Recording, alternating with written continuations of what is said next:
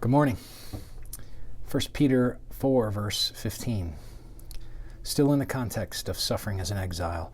But let none of you suffer as a murderer or a thief or an evildoer or as a meddler. So if you're going to suffer for being insulted for Christ, but not as an evildoer, a thief, a murderer, or as a meddler. So in this list, murder, thief, an evildoer, we're like, okay, get that. Really bad, right? A meddler. I just want to focus on that this morning. What does that mean, a meddler? Does it seem out of place? So the term is, it's called a hapax legomena in Greek. That means it's a one-time use of the word in the Greek New Testament. It's the only time it's used. It's not used by the church fathers, and it's not used in the Greek Septuagint. The term is alatre episkopos. It combines the word alatria and the word episkopos. The word alatria means belonging to another, and episkopos means to oversee.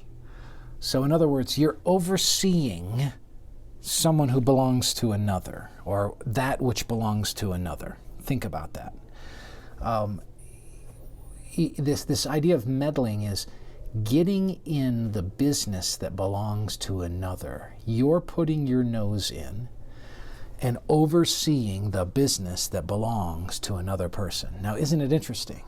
Murderer, thief, evildoer, and busybody, basically. Somebody who gets in other people's business. Whenever I think of this term, it reminds me of the old show Bewitched. If you remember Gladys Kravitz, who was the neighbor who would always look through the window and would call to her husband as she saw the crazies over there and what was going on, right? She was always in somebody else's business. What's the implication here? What's the point of the verse? The point of the verse is that sometimes your suffering is self-imposed.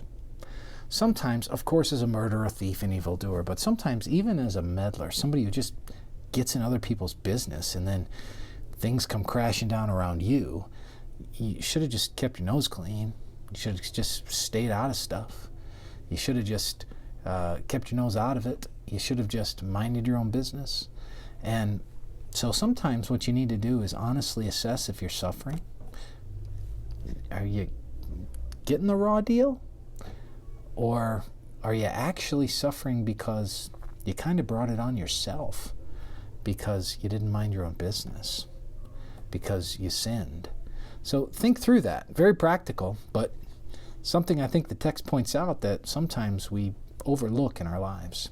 So one of the things we might want to do is take the advice of other scripture that says, just live a quiet, peaceful, godly life.